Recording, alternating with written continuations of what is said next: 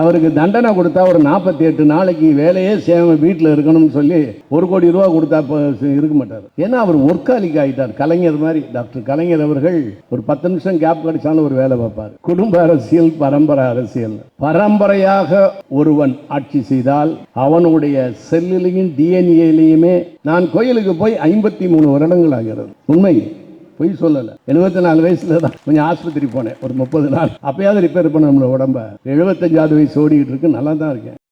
Humanism தான் உலகத்திலேயே மிக மிக உயர்ந்தது. ஹியூமனிசம், அறமே தமிழர் அரசியல், அதுவே தலைவர் வாழ்வியல். அது உண்மை.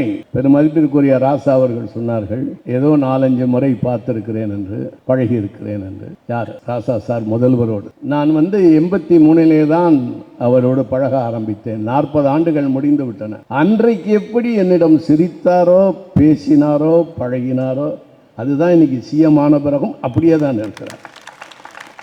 அதுதான் மன முதிர்ச்சி. பதவி இல்லாத காலத்தில் தலையை குனிஞ்சுக்கிட்டே போவாங்க, ஏர்போர்ட்லையும் ரயில்வே ஸ்டேஷன்லையும். பதவி வந்துட்டா தலையை நிமிர்ந்துருப்பாங்க, ஆனால் கண்ணு தெரியாது. நம்மளையெல்லாம் இந்த பெரிஃபரல் இமேஜ் மாங்கல்ல, அது தெரியாது. கண்ணில் சதை வளர்ந்த மாதிரி, கேட்ராக்ட் வந்த மாதிரி போடுவாங்க. அந்த மாதிரியெல்லாம் இல்லாமல் எல்லா நேரத்திலும் அந்த சிரிப்பு ஒன்று வச்சிருப்பாரு. சிஎம் உடைய சிரிப்பு, கவர்ச்சிகரமான ஒரு சிரிப்பு ஒன்று சிரித்து, நல்லா இருக்கீங்களா, நல்லா இருக்கு அப்படின்னு கேட்கக்கூடிய அந்த பாங்கு, அதுக்கு அருமையான விஷயம் அறமே தமிழர் அரசியல். பெருமதிப்புக்குரிய சேகர் பாபு அவர்கள் ஒர்க்காலிக்குன்னு சொல்லுவாங்க. இந்த தம் அடிக்கிறது, தண்ணி அடிக்கிறது, இந்த மாதிரி ஒரு செல்லில் மெமரியில் போய் செல் மெமரி அண்ட் மசில் மெமரிமாங்க. அவருக்கு உடம்பு பூரா மெமரி பூராவே என்னன்னா எப்போ பார்த்தாலும் வேலை செஞ்சுக்கிட்டே இருக்கணும். அவருக்கு தண்டனை கொடுத்தா ஒரு 48 நாளைக்கு வேலையே செய்யாம வீட்டில் இருக்கணும்னு சொல்லி 1 கோடி ரூபா கொடுத்தா இருக்க மாட்டார். அவருக்கு அதை விட தண்டனை வேற எதுவுமே இல்லை. 1 கோடி தர்றங்க, 48 நாளைக்கு வீட்டில் அமைதியா இருங்க அப்படின்னா அதுதான் ஒரு பெரிய தண்டனை. ஏன்னா அவர் ஒர்க்காலிக் ஆகிட்டார். கலைஞர் மாதிரி டாக்டர் கலைஞர் அவர்கள்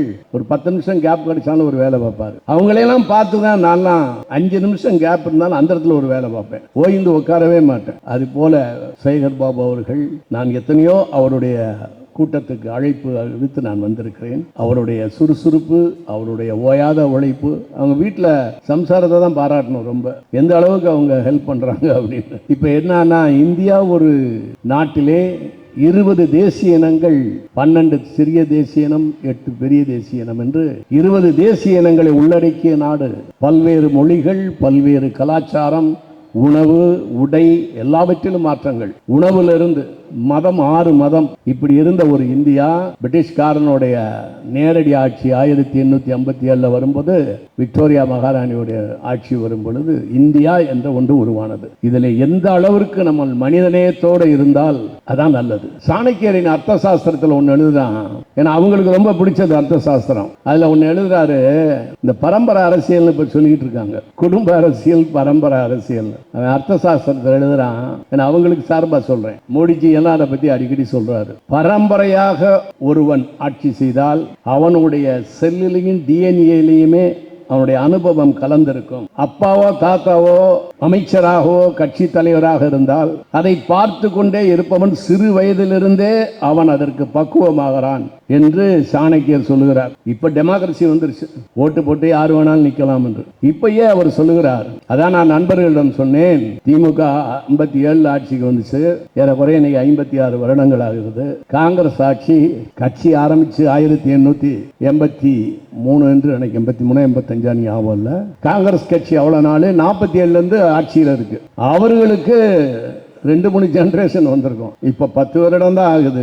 ஒரு கற்பனையாக வைத்துக் கொண்டால் அவர்களுக்கு பிறக்கின்ற பிள்ளைகள் அப்பதான் ஜெனரேஷனை பத்தி நீங்க பேச முடியும். வடநாட்டில் எடுத்துக்கொண்டால் பலவே குடும்பங்கள் அப்படியே குடும்பமாக வரும். இந்து மதத்தின் மேல் அசைக்க முடியாத நம்பிக்கை இருந்தால் கர்மாவை நம்ப வேண்டும், பிரம்மாவை நம்ப வேண்டும், தலைவிதியை நம்ப வேண்டும். தனக்கு சாதகமான ஒன்றை மட்டும் எடுத்துக்கொண்டு மற்றதை விட்டு விடுவது மனித இயல்பு. அது இந்தியாவில் ரொம்ப இருக்கும். அதனால விதிப்படி பார்த்தால் அவர்களுக்கு எது கிடைக்கணுமோ அதை கிடைக்கும். இதான் பிரம்ம ரகசியம். இந்த பிரபஞ்சம் இருக்கிறது, இந்த பிரபஞ்சம் யாரை எங்கு எப்பொழுது கொண்டு வந்து நிறுத்தும் என்று தெரியவே தெரியாது. அதே சாணக்கியன் இன்னொன்னு சொல்லுகிறான், இந்த நிதி ஒதுக்குறாங்கல்ல, மக்களுக்காக நிதி ஒதுக்குகின்ற நிதியை, அந்த பொது நிதியை சேர்த்து வைத்துக் கொள்வதோ, மக்களுக்கு நிதியை கொடுக்காமல் இருப்பதோ மிகப்பெரிய பாவம், அதற்கு மிகப்பெரிய தண்டனை கொடுக்க வேண்டும் என்று சொல்லுகிறான் சாணக்கியன். இப்ப நிதியெல்லாம் ஒதுக்க மாட்டேங்கிறாங்க. நமக்கு சாணக்கியனை படிச்சா தெரியும் என்ன சொல்றான்.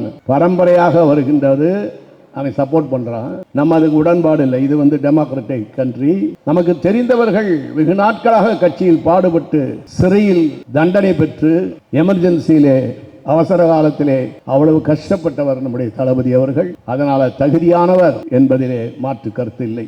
என்ன கஷ்டம், ஒரு வருடம் உள்ள இருந்தாரு, ஒரு வாரமே உள்ள இருக்க முடியாது. என்னால எல்லாம் சுகவாசியாக வசதியாக கடந்த ஒரு 40-43 ஆண்டுகளாக திரைப்படத்துக்கு வந்த பிறகு வசதியை தேடிக்கொள்கிறோம், வசதியும் வருகிறது. அப்ப நிதியை ஒதுக்காவிட்டால் தண்டனை.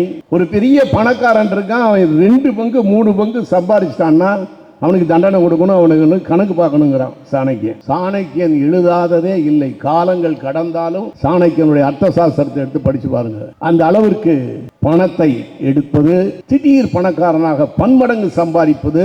சமீபத்தில் ஒரு கல்யாணம் நடந்துச்சு பாருங்க, அம்பானி வீட்டு கல்யாணம். அதெல்லாம் பாத்தீங்கன்னா 40 ஆண்டுக்குள் எவ்வளவு பெரிய வசதியானவராக இருந்தார். நமக்கு கொடுக்க வேண்டிய பணத்தை அங்க ரைட் ஆஃப் செய்வது, நாம் லோன் கட்டவில்லை என்றால் நம்மளை எல்லா பொருள்களையும் அபகரிப்பது, ஆனால் அவர்கள் லோன் கட்டவில்லை என்றால் அதை ரைட் ஆஃப் செய்வது, விட்டு கொடுப்பது போன்ற விஷயங்கள் எல்லாம் சாணக்கியன் எழுதியிருக்கான். ஃபாரன்சிக் சயின்ஸ்ல இருந்து, கிரைம்ல இருந்து, கிரிமினாலஜில இருந்து, உளவியல்ல இருந்து அனைத்தையும் சாணக்கியன் எழுதியிருக்கிறான். எடுத்து பார்த்தீங்கன்னா தெரியும். இந்தியாவிலே இந்துக்களும் முஸ்லிம்களும் மற்ற மதத்தினரும் ஒற்றுமையாக இருக்க வேண்டும் என்று ரொம்ப சொன்னவன் அக்பர். அவன் தான் சொன்னான் அக்பர். அதனாலதான் ராஜபுட் பெண்களோட எல்லாம் கல்யாணம் வச்சுக்கிட்டான் அக்பர். அப்படிப்பட்ட ஒரு இந்தியா பற்றுல பாருங்க. நாம் தான் ரொம்ப பற்று வச்சிருக்கோம் வடநாட்டிலே. சுபாஷ் சந்திர போஸ் பேர் வைப்போம், சுபாஷ்னு பேர் வைப்போம், சந்திரபோஸ் பேர் வைப்போம், ஜவஹர்னு பேர் வைப்போம், நேருன்னு பேர் வைப்போம், இந்திரான்னு பேர் வைப்போம். இப்ப கூட வச்சுக்கிட்டு இருக்காங்க ராகுல், அது பிரியங்காவெல்லாம் பேர் வச்சிருக்காங்க.